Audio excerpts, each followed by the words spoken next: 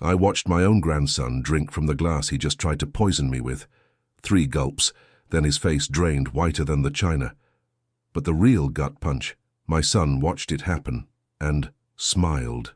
He wasn't surprised. He was waiting. That's when I knew this wasn't just betrayal. It was a takeover. They weren't trying to hurt me. They were trying to erase me, my home, my legacy, even my mind. Gone, if they had their way. But what they didn't count on was what I did next, when I slipped their fake future into my pocket and lit the match. My name is Walter Whitaker, and I'm 75 years old. Every morning I tend to the house I built with my own hands, starting with coffee on the wraparound porch my late wife Margaret designed. My son Derek and his wife Christine live across town with their son Marcus, all 3 circling closer lately with talk of estate planning and early distributions. I've watched Marcus eye my wine cabinet during Sunday dinners, calculating values instead of vintages. My shoulders tense when they arrive, but I keep my concerns filed away, like the dated ledgers in my study and the contact list of attorneys who still answer my calls. The dining room table that once hosted joyful gatherings now feels like a chessboard. My fingers smooth the crisp linen napkin as I arrange the place settings, knowing that courtesy can mask vigilance. But let me start from the beginning. You know that feeling when something's wrong but you can't put your finger on it? That's how that evening started. The late October sun was already down when they arrived, right on time for our weekly family dinner. I'd spent the afternoon polishing the silverware Margaret had left me, not because it needed it, but because routine steadies the hands. Derek brought an expensive bottle of Cabernet, making a show of presenting it like some sommelier at a fancy restaurant. "Dad, I remembered this was your favorite." His smile didn't quite reach his eyes. Christine fussed with the tablecloth, straightening corners that were already square, while Marcus hung back checking his phone. "How thoughtful," I said, accepting the bottle. Though I recall preferring Merlot, a small test. I'd told Derek exactly that last month. His face twitched. "Have you ever watched a play where you know the actors are just reciting lines?" That's what our dinner conversation felt like. Christine chattering about her garden club, Derek dropping hints about his latest business venture needing capital, and Marcus unusually quiet. The silverware clinked against china like Morse code spelling out warnings. I was cutting into my roast when I caught the movement in my peripheral vision. Marcus had leaned over, presumably to grab the salt, but his hand moved too precisely. A tiny glint of glass, a quick tilt over my wine glass, then nothing, like a magic trick in reverse. My throat went dry, but 50 years of negotiating property deals had taught me to keep my face neutral. "Remember that summer at the lake house?" Derek launched into a story, drawing everyone's attention. The laughter that followed gave me cover.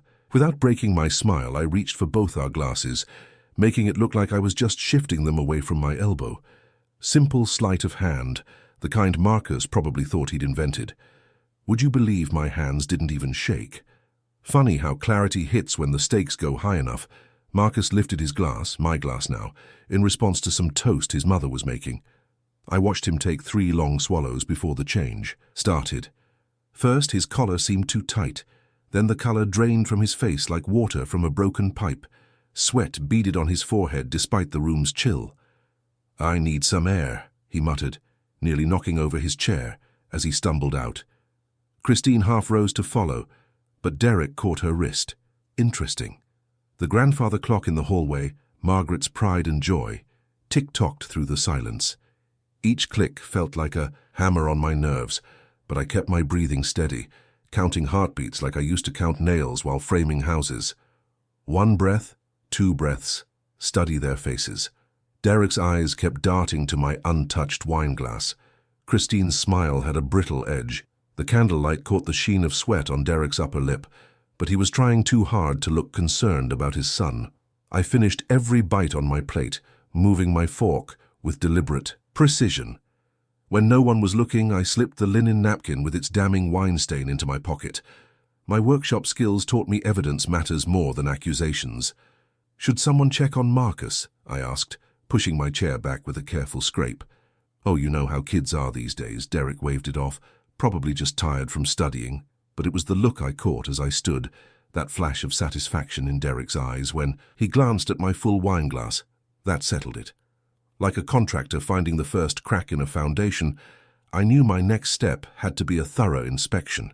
I needed to get to my study. Every property deed, every account statement, every document I'd ever signed was filed away in there, and something told me I'd find more than just paper trails tonight. Well, shall we move to the living room for coffee? I kept my voice steady. The clock kept counting. My heart kept beating. And somewhere in my house, papers were waiting to tell me just how deep this betrayal went. I waited in the dining room until the clink of dishes and scattered conversation told me everyone had moved to the living room.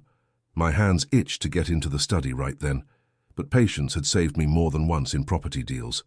So I helped Christine clear plates, nodded at Derek's suggestion for brandy later, and made all the right noises about Marcus probably just having a weak stomach.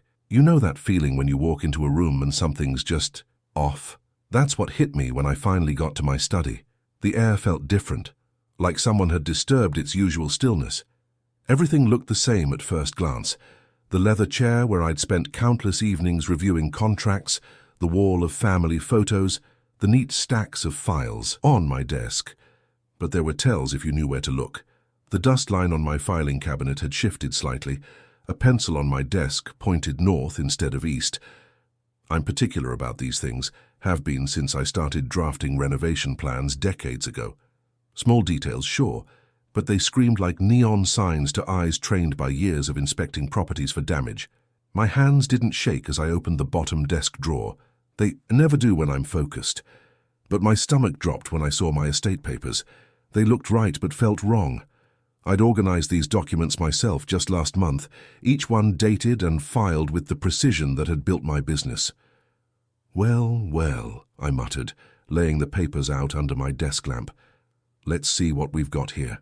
Side by side, the differences jumped out like bad timber in a foundation.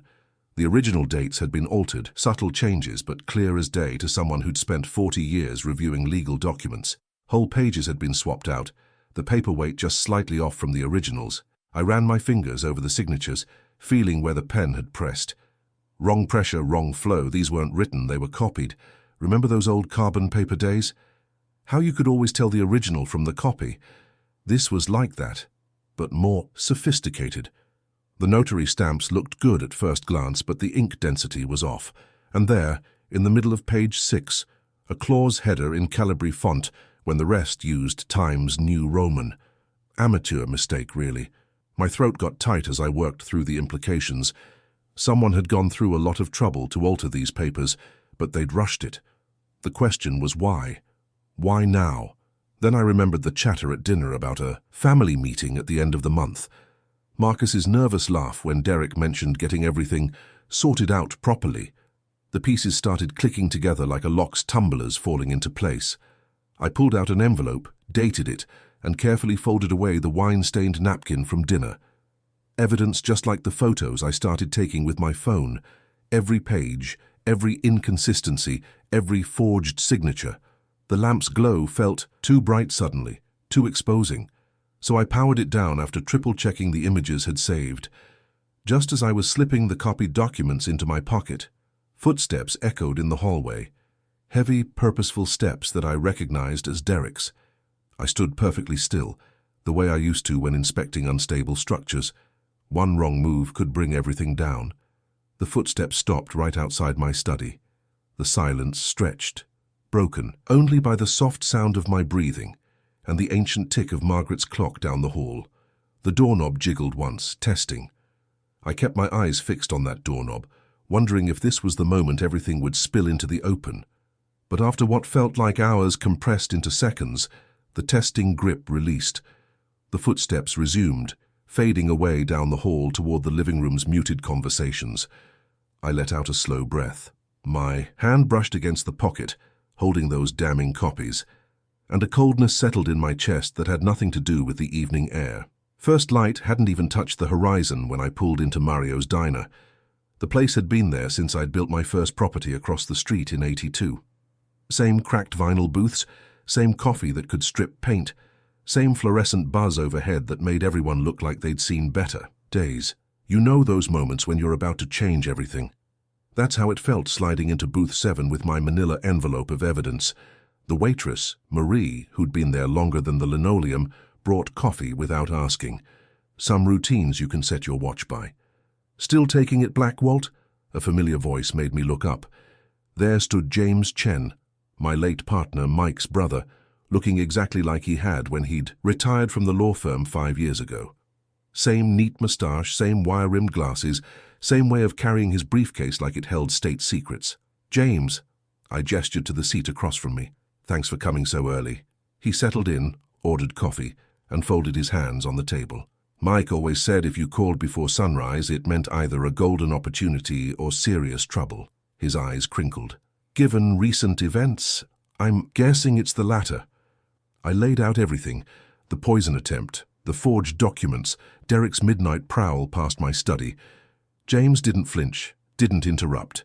He just listened, the way he used to when taking depositions. The only tell was how his fingers tightened around his coffee cup when I mentioned my grandson's role.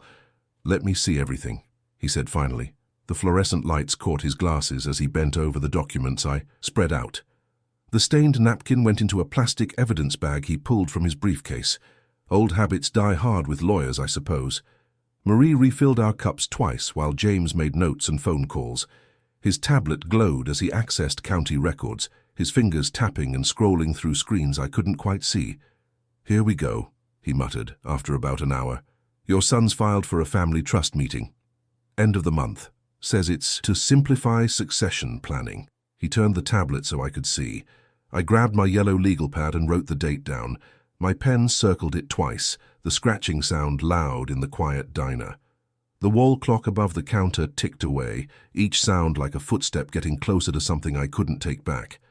3 weeks, James said, straightening his glasses. That's when they'll try to push through these forged transfers. Make it all look official and above board. He pulled out his own notepad. "We need to move carefully. First, authenticate your originals. I know a document expert who's discreet. Then track down every notary stamp on these fakes." He tapped the papers. "And those medical notes they're using to question your competency. We'll need to confirm chain of custody." The sun was starting to paint the diner windows gold as we mapped out our counter strategy. "Keep everything normal," James advised. "Don't give them any reason to rush their timeline. Let me do the quiet work while you maintain your routine. We need the full diagram of this trap before we spring ours." I nodded, feeling the weight of the next 3 weeks settle onto my shoulders. Outside, the morning traffic was picking up. I checked my watch. Nearly noon. Half the month gone already. "One more thing, Walt." James gathered the documents into his briefcase. "Mike would be proud of how you're handling this. No shouting, no threats. Just careful planning and hard evidence. That's the way to win." Back in James's home office that afternoon, I stared at medical paperwork that made my blood run cold. There it was in black and white. Patient exhibits clear signs of cognitive decline consistent with senile dementia. The letterhead showed Riverside Wellness Clinic, a place I'd never set foot in. "Notice anything strange about these evaluations, Walt?" James adjusted his reading glasses, spreading the papers across his desk. "Besides the fact I never went there." My fingers drummed against the armrest. The room smelled of old books and leather, reminding me of better days closing deals in proper offices, not picking apart forgeries in a retired lawyer's study. "Look at the provider number." He pointed to a string of digits at the bottom. I ran it through the state database, dead end. James picked up his phone, dialing the clinic's number. We listened to the automated message. "The number you have reached is no longer in service." "Convenient," I muttered. "You ever notice how betrayal has its own particular sting? Like ice water in your veins, but somehow it burns too." James turned to his computer, pulling up the PDF files my grandson had helpfully scanned for my records during his recent visits. "These timestamps are interesting." He pointed to the metadata, all created between 11 p.m. and 2 a.m., coinciding with Tommy's last 3 visits to your house. I remembered those nights. He said he was organizing my paperwork as a favor. My throat tightened. Said he wanted to learn about the family business. James nodded grimly, then opened another folder on his screen. "Following the money" tells an even uglier story. Bank transfers, email threads, meeting schedules, all pointing to Derek, my own son, as the puppet master. Your daughter-in-law's been busy too. He showed me Rachel's emails, full of subtle pressure about staying on timeline and securing the family's future. I should have felt triumph at connecting these dots, at proving I wasn't paranoid. Instead, each revelation landed like lead in my stomach. 2 more forged documents had surfaced that morning. Even the bank manager, who'd known me for 20 years, had started asking if I wanted to simplify my accounts. My hand slipped into my jacket pocket, touching the recipe cards I always carried. Sarah's handwriting, neat and precise, listing ingredients for her apple pie. The ink had faded some, but I could still see her adding, "with love," at the bottom of each card. The fight drained out of me like water through a sieve. "I should head home," I said, standing up. "Getting dark soon." James looked worried. "We're making progress, Walt. Don't lose heart now." But something had cracked inside me. The drive home felt longer than usual, every traffic light holding me back from... what? An empty house. More evidence of betrayal. I parked in my driveway just as dusk was settling in. The foundation stones of my house caught the last light, stones I'd helped lay myself 40 years ago. Sarah had brought us lemonade that day, laughing at how sunburned we all got. Now those same stones watched me shuffle past, old and uncertain. The end of the month was rushing toward me like stormwater in the gutters. 7 days left. 7 days until they tried to take everything. Standing on my porch, I gripped the railing hard enough to feel the grain of the wood. Is this what getting old means? Watching yourself become irrelevant? Losing the will to fight back when the wolves are at your door? You work your whole life building something. You think you're leaving a legacy, but maybe you're just leaving a target. The porch light flickered. Needed to change that bulb soon. My phone buzzed in my pocket. Probably James, with more evidence of how thoroughly my family had planned to erase me. I answered on the 3rd buzz. "What's wrong, James? Remember that notary, Margaret Wells? The one who swore she never stamped those transfer documents?" James's voice had that tone lawyers get when the ground shifts under their feet.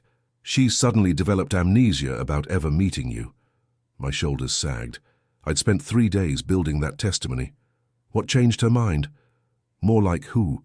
She called an hour ago, stammering about how she might have been confused about dates and signatures. James cleared his throat. "Walt, there's more. A replacement affidavit appeared in the county records this morning. Everything we documented last week. It's been professionally contradicted. You know that moment when you realize you're not just fighting the current, but the whole damn river's changed course." "I'll call you back," I said, already reaching for my keys. The morning tasted like ash. First stop. My bank's main branch. The vault attendant recognized me. Small mercies. And didn't question why I needed access at 9 a.m. I spent an hour organizing originals into the safety deposit box. Property deeds, dated correspondence, the napkin from that dinner, sealed in plastic now. Even Sarah's old recipe cards. Can't trust anything in my house anymore. Back at my car, I called James. "Smart move," he said when I told him about the bank box. "But Walt, we need to stay quiet about what we know. Derek's got enough connections to spin any accusation into harassment. He'll paint you as a paranoid old man persecuting his loving family." The words stung because they rang true. I'd taught my son too well about building relationships, working systems. Now he was using those lessons to bury me. "I'm heading to the county office," I told James. "Need certified copies of everything they've got on file." "Good. Document every request. And Walt." He paused. "Watch your back." The county building hadn't changed since I'd filed my first property deed decades ago. Same fluorescent lights, same rubber stamps clicking, same smell of paper and industrial cleaner. But today, something felt off. The clerk, young guy with a tired face, pulled up my records. "Here's an odd one," he said, frowning at his screen. "There's a pending transfer ticket opened on your main property portfolio." My mouth went dry. "I didn't authorize any transfers." He shrugged, turning his monitor so I could see. "Says here it's scheduled to complete end of month. Some kind of family meeting cited as the milestone date." He started printing certified copies. Probably just paperwork catching up. Probably. Right. The fluorescent lights suddenly felt too bright, the air too thin. The clock on the wall ticked like it was counting down, something more than seconds. I collected my stamped copies with hands that weren't quite steady. You spend your life building things brick by brick, signature by signature. Never occurs to you how fast it can all slide away. Walking to my car, movement caught my eye. Tommy, my grandson, stood by the curb, thumbs flying over his phone screen. The sunlight caught his face. He looked young and scared and nothing like the boy who'd tried to poison me. A black sedan pulled up. Derek's car. Tommy glanced around once, then slid into the passenger seat without looking my way. They pulled away smooth and quiet, like shadows sliding under a door. I watched their taillights disappear around the corner. My options felt like they were disappearing just as fast. The certified copies in my hand might as well have been blank paper for all the good they'd do against whatever my son had planned. Standing there in the parking lot, I remembered teaching Tommy to fish when he was 10. How his whole face had lit up when he caught his first bass. How proud Derek had been of his son that day. Now here we were, all these years later, and every memory felt like it was being rewritten in poison ink. My phone buzzed again. James, probably with more bad news. The sun was high and hot overhead, but I couldn't shake this chill that had settled in my bones. Back home, I moved through each room like I was cataloguing a crime scene. Maybe I was. The late afternoon sun slanted through windows Sarah and I had installed ourselves, casting long shadows across floors we'd stained together. Every corner held 30 years of memories, and now each one needed documenting before they tried to erase those too. Started in the living room, photographed her grandmother's clock, the built-in shelves I'd crafted during that first winter, the oil painting from our 20th anniversary. My hands shook a bit with the phone camera, but the images came out clear enough. You ever notice how ordinary things take on this weight when you're afraid of losing them? The study took longer. Had to inventory every folder, every receipt, every family photo. Found Tommy's first Father's Day card to Derek tucked in my desk. The sight of that childish scrawl hit me like a punch to the gut. Remembered him sitting at this very desk, tongue stuck out in concentration while he drew those wobbly hearts. James's email dinged while I was securing Sarah's jewelry box in the wall safe. Got our timeline mapped, he wrote. First priority, independent handwriting analysis on those forged documents. I've got someone discreet, former FBI. After their meeting, we'll subpoena email headers. Timing will be critical. How's the house inventory coming? I typed back one-handed, still photographing. Nearly done, 2 weeks feels too tight. Patience, he replied. Let them think they're winning. Their senility story needs to collapse all at once in front of witnesses. Clean kill. My hands weren't quite steady as I copied account passwords into a sealed envelope. Backup plan in case things went sideways. The grandfather clock Sarah loved so much ticked away, in the hall marking time like a metronome. 2 weeks. 14 days until they tried to strip away everything we'd built. Sitting at my desk, that dinner scene kept playing behind my eyes. Tommy's careful movements with the vial, the way his face had drained of color after drinking from the wrong glass. What goes through a 20-year-old's mind before he tries to poison his grandfather? Did he understand what that choice would cost him? The phone buzzed again. James with a suggestion that made me smile for the first time that day. Send Derek a letter, he wrote. Tell him you won't discuss any redistribution until after the family meeting. Let's see what he does with that bait. Smart. Give them rope. Watch them tangle themselves. I drafted it carefully, playing up the tired old man act. Son, I know you're eager to discuss the estate's future. While I appreciate your concern, I prefer to handle any major changes at the upcoming family meeting. Your mother always said hasty decisions lead to messy outcomes. We'll sort everything properly then. Love, Dad. Sealed it, addressed it, and set it on the hall table. The house creaked around me, familiar sounds that suddenly felt like warnings. Outside, a car engine slowed near my driveway. The mailbox lid squeaked, that hinge I kept meaning to oil. Footsteps crunched on gravel, then mounted the porch steps.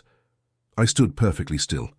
No knock came, just the soft whisper of paper sliding under the doormat, then retreating steps. The car pulled away, but I waited another full minute before moving. The envelope lay there like a snake, coiled on my welcome mat. No return address, just my name in careful block letters. I didn't need to open it to know what kind of official documents waited inside. More fabricated proof of my supposed decline, no doubt. I picked it up using my handkerchief, careful not to smudge any fingerprints. Evidence bag, dated label, into the safe with the rest. James would want to see this one. The hall clock struck 6, each chime echoing off the walls Sarah and I had painted together that first summer. 2 weeks, 14 days until they tried to take it all away. I sat at my kitchen table, that envelope feeling heavier than it should. You know that moment when you're about to open something that might change everything. Your fingers get clumsy, like they're trying to protect you by fumbling with the seal. The paper inside was crisp, official-looking. Legal language marched across the page in neat rows, but one paragraph jumped out like it was printed in neon. My coffee went cold beside me as I read it twice, 3 times, making sure I wasn't seeing things. Upon certification of incapacity, all real property holdings shall be liquidated within 30 days, with proceeds distributed according to Schedule B. My chest felt hollow, like someone had reached in and scooped everything out. The house, my house. They were planning to sell my house. Every board, every nail, every window, Sarah and I had chosen them all.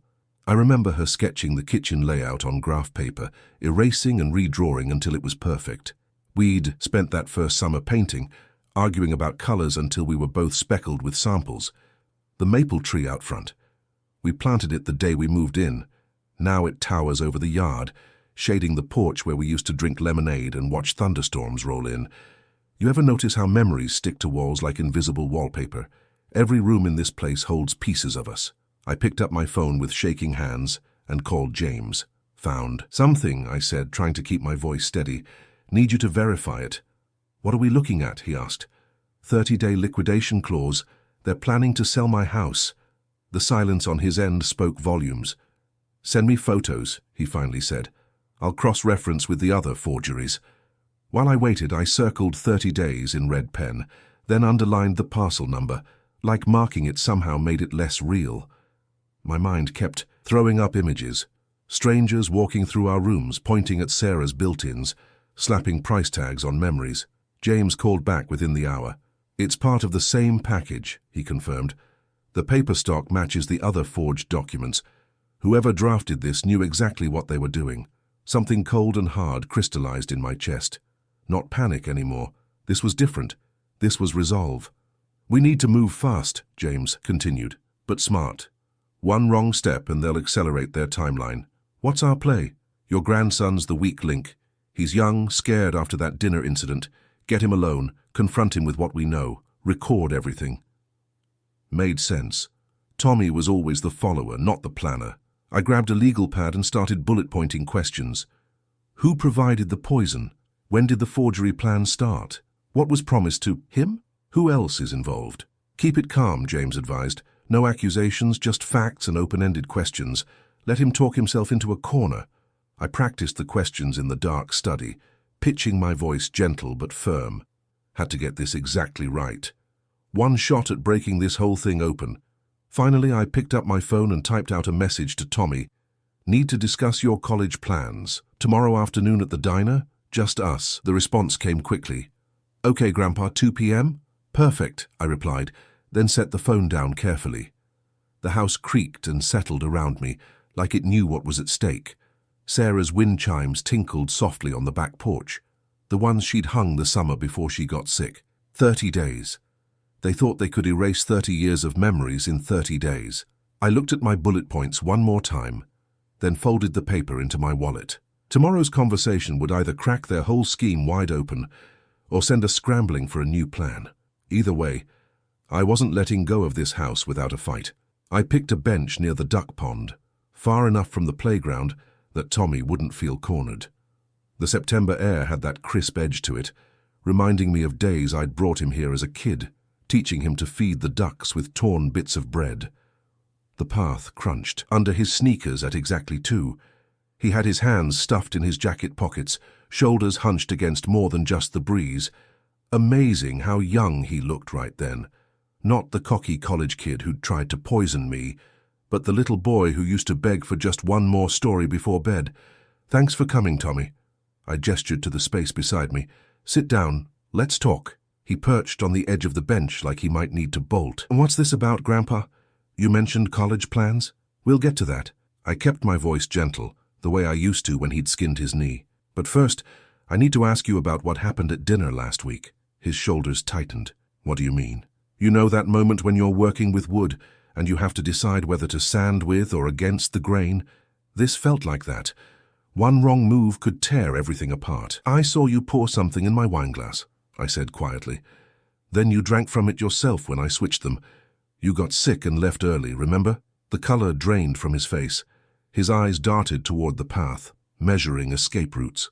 Tommy, I pulled out an envelope, careful and slow. I kept the napkin from that night. The one with the wine stain. It's been tested. He swallowed hard. Grandpa, before you say anything else, you should know tampering with food or drink is a serious crime. The kind that ruins futures. I let that sink in. But there's always a better path. Always a chance to set things right by telling the truth first. His phone buzzed in his pocket. Then again. And again. He pulled it out. Your father's name lighting up the screen like an accusation. Here, I offered him my water bottle. Take a minute. Breathe. The ducks paddled closer, hoping for handouts. Tommy watched them, his hands trembling slightly. What do you want? He finally asked. The truth, on record. I outlined the plan. We'll go to a neutral notary's office tomorrow morning. One take, no editing. Tell what happened, who was involved, what you were promised. If you cooperate fully, we can discuss immunity options with my lawyer. Remember how autumn leaves sometimes hang on by a thread before letting go? That's how Tommy looked, suspended between holding on and falling. Did you, his voice cracked, did you ever really trust me? That question hit harder than the poison attempt. Because despite everything, despite the betrayal and the hurt and the sheer calculated coldness of it all, I still saw that little boy who'd curl up next to me while I read him stories. I still do, Tommy. I met his eyes. If you stop now, if you help me fix this before it goes too far. He stared at the pond for a long moment. His phone kept buzzing, but he didn't reach for it. Can I? He cleared his throat. Can I have until tonight? To think? Of course. I pulled out my card with the notary's address. 9 a.m. tomorrow. You show up, we do this right, and we find a way forward. He took the card, nodded once, and stood up. I watched him walk away, shoulders still hunched, but steps a little steadier. I stayed on, that bench a while longer, watching the ducks circle in their endless pattern. Your father would be calling within minutes of Tommy getting home. I knew that much. He'd spend all night trying to undo what I'd just done. But I'd planted the seed, given Tommy a chance to choose his own path. Now we'd see if it was enough. The notary's office had that particular smell. Old paper and ink stamps, like time itself was being documented. Tommy sat in, the chair across from me, his leg bouncing like it used to during piano recitals. The red recording light blinked steadily on the camera, mounted in the corner, watching us all. I'd been up since dawn, running through every detail in my head. You know how it is when you're planning to hang a door, measure twice, cut once. This testimony needed the same precision. Ready? I asked Tommy. He nodded, though his hands were trembling so bad he had to clasp them together. Please state your name and the date for the record, the notary said, adjusting her glasses. Walter Whitaker, I began, keeping my voice steady. Today is March 15th, 2024. I'm here with my grandson, Thomas Whitaker Jr., to document recent events regarding attempted alterations to my estate and other matters. The notary checked our IDs against her paperwork, made a few notes, then nodded to Tommy. Mr. Whitaker Jr., whenever you're ready. Tommy cleared his throat. Thomas Whitaker Jr., freely admit that on March 7th, 2024, I attempted to... His voice cracked. He took a sip of water, started again. I attempted to tamper with my grandfather's drink during dinner. The smell of coffee from the notary's cup reminded me of those morning talks Tommy and I used to have, just the two of us in my workshop. How had we gotten here? Continue, please, the notary prompted. Dad, I mean Thomas Whitaker Sr., he gave me a vial. Said it would just make Grandpa sleep through the signing. Make things easier. Tommy's words came faster now, like he couldn't hold them back. He had these medical papers already drawn up saying Grandpa wasn't competent anymore. But they were fake, all of it was fake. I kept my face neutral, though each word felt like a hammer blow. And the estate documents? I asked quietly. Dad had them ready. New versions with different dates, different terms. Tommy swallowed hard. He showed me how the signatures didn't have to match exactly. Said no one would look too close once the medical papers were filed. The notary's stamp came down with a sharp thud. She verified the recording, then made 2 backup copies while we watched. Everything went into a heavy manila envelope, sealed with red wax. Is that enough?" Tommy asked, his voice small. "More than enough," I assured him. "You did the right thing." He stood up, shoving his hands in his pockets. "Dad's going to lose it when he finds out. The truth protects itself, Tommy." I gestured to the sealed envelope. "Your father can't touch this testimony now. Or you." The notary excused herself to file her copies, leaving us alone with the quiet hum of the office air conditioning. I pulled out my phone, dialed Jim, my retired lawyer friend. He answered on the first ring. "It's done," I said. "Clean recording, fully notarized." "Good." Jim's voice crackled through the speaker. "I'll have my clerk file copies with the court right away. Then we'll prepare the exhibit binders for Thursday's meeting. Everything by the book." Tommy shifted his weight from foot to foot, looking like he wanted to say something else. I covered the phone. "I did good today, son. Stepping back from that edge couldn't have been easy." He nodded once, quick and sharp, then slipped out through the side door into the alley. I watched through the window as he disappeared around the corner, shoulders hunched against more than just the morning chill. I tucked the sealed envelope into my briefcase, feeling its weight, literal and figurative. Thursday's meeting loomed ahead, but for the first time since that dinner, I felt solid ground under my feet. Jim was still talking logistics on the phone. I listened with half an ear as I gathered my coat, knowing each step from here had to be perfect. The evidence was secure. The trap was set. Now we just had to spring it right. I arrived 20 minutes early for the family meeting, my briefcase heavy with more than just papers. The conference room at Jim's old law firm still had that leather and wood smell I remembered from closing my first property deal 30 years ago. David, my son, was already there, spreading glossy folders across the mahogany table like he was setting up for a corporate takeover. His wife, Catherine, stood by the window, practicing what I assumed were her concerned expressions in the reflection. Neither looked surprised to see me. "Dad," David said, checking his watch. "Didn't expect you so early. You know that feeling when you're about to spring a trap, and your heart wants to race but you force yourself to stay calm. That's where I was right then. Thought I'd get settled in. Hope you don't mind." "Of course not," Catherine chimed in, her smile as artificial as the potted plant in the corner. "We're all here to help after all." Jim arrived right on schedule, carrying his own weathered briefcase. He took the chair to my right without a word. I noticed David's eyes narrow slightly at Jim's presence. "Well," David cleared his throat, shuffling papers. "Since we're all here, we might as well begin." He pulled out what looked like medical letterhead. "Dad, we've been increasingly concerned about your cognitive capacity." The word hung in the air like smoke. Catherine nodded sympathetically, reaching across to pat my hand. I let her.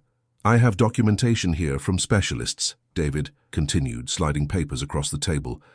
"Evaluations that suggest you may need assistance managing your affairs." Jim adjusted his reading glasses. "May I see the originals of these evaluations?" "These are the originals," Catherine cut in quickly. "Actually," Jim said, "I'm noting several irregularities. The provider registration number here," he tapped the paper, "doesn't match state records. And this clinic address, the building's been vacant since last summer." "This is a private family matter," Catherine interrupted, her voice sharp. "We don't need to get bogged down in bureaucratic details. Then let's move to the transfer documents," David said, pulling out another folder. "Simple, really, just updating some dates and terms to reflect current circumstances." Jim picked up one page, held it to the light. "Interesting choice. Switching fonts mid-document. And these timestamps, they show modifications from last week, though these are supposedly original signatures from 3 months ago." David's face flushed. "Those are certified copies." I gave Jim the signal we'd agreed on. He reached into his briefcase and pulled out a tablet, setting it carefully in the center of the table. "Before we continue," Jim said, "there's something you should watch." The screen flickered to life. Tommy's face filled the frame, looking young and scared and honest. "I, Thomas Whitaker, Jr., freely admit that, on March 7th, 2024, the air seemed to vanish from the room. David's jaw clenched so tight I could see the muscle jump. Catherine's hand flew to her throat. "Dad gave me a vial," Tommy's recorded voice continued. "Said it would just make Grandpa sleep through the signing." David half rose from his chair, but Jim held up a hand. "There's more." He had these medical papers already drawn up saying Grandpa wasn't competent anymore, but they were fake. All of it was fake. Catherine tried to speak. This is obviously... Dad showed me how the signatures didn't have to match exactly, Tommy's confession went on. Said no one would look too close once the medical papers were filed. Jim paused the video just before the notary's stamp appeared. He looked directly at my son. Would you like me to continue playing? Jim asked quietly.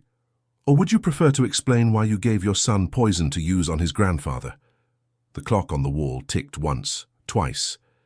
David's face had gone from red to white. I sat there, hands folded on the table, watching my son wrestle with the realization that his careful plan had just crumbled to dust. Jim pressed play again, and Tommy's voice filled the silence. I'm making this statement of my own free will, he continued. My father, David Whitaker, coordinated everything. He provided the substance, created the fake medical papers, and planned to force through property transfers at today's meeting. The video showed Tommy signing, the notary confirming, and then it ended. The timestamp in the corner was barely 4 hours old. David shot to his feet. This needs context. You don't understand what's really... Perhaps this will help with context, Jim, I interrupted, sliding a thick manila envelope across the table. Court-stamped exhibit list. Full documentation of the forgery chain, falsified medical records, and the attempted poisoning. Notice of filing was delivered this morning. Catherine's perfect smile had vanished. You can't possibly... I can and did, Jim said. I'm also officially notifying you that my client has restored his original will and initiated disinheritance proceedings against all involved parties. He placed another document on the table. Effective immediately.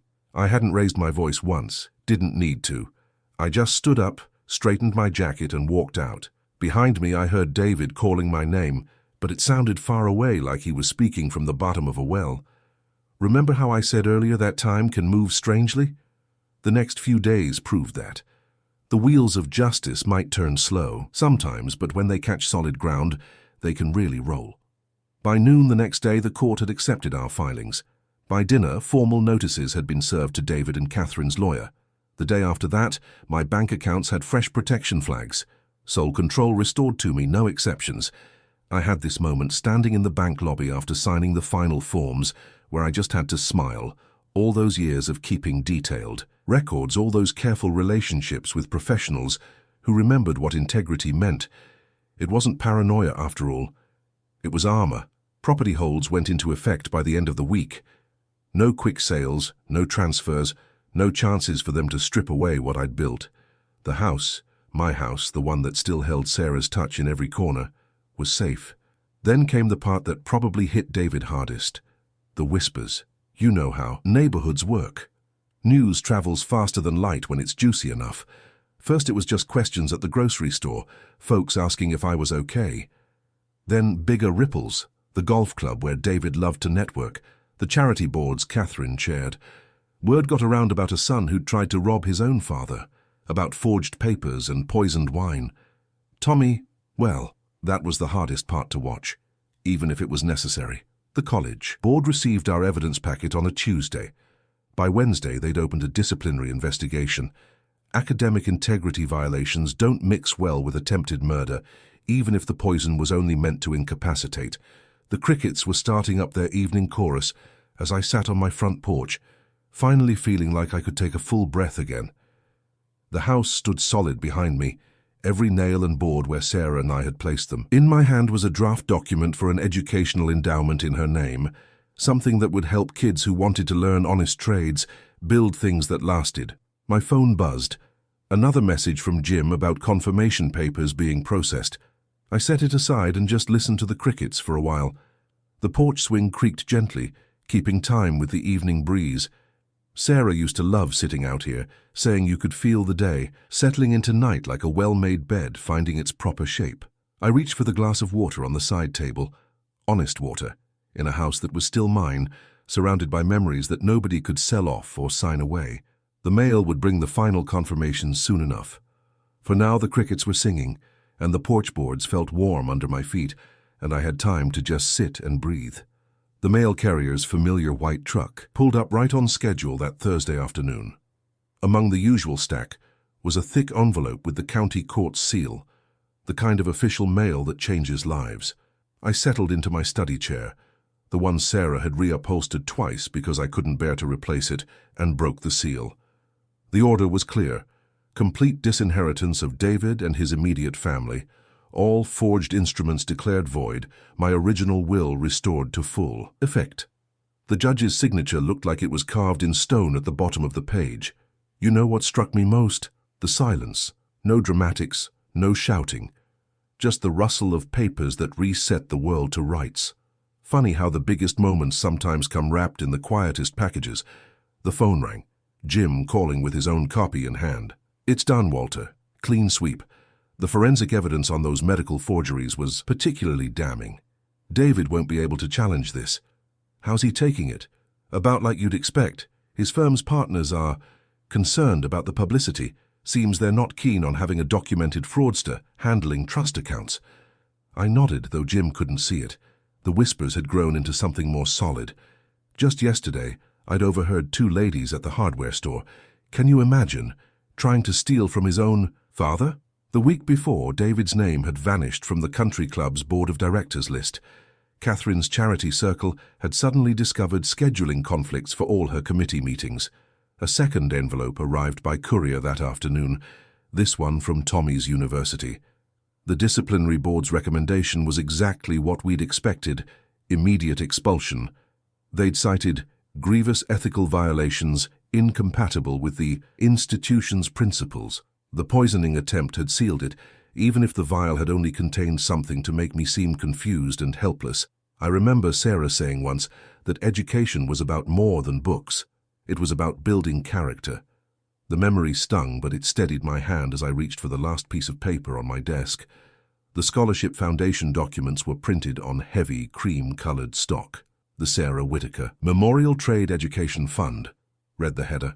Below were the terms: annual grants for students learning honest crafts, carpentry, masonry, the skills that build real things that last. I signed my name, each letter precise and deliberate.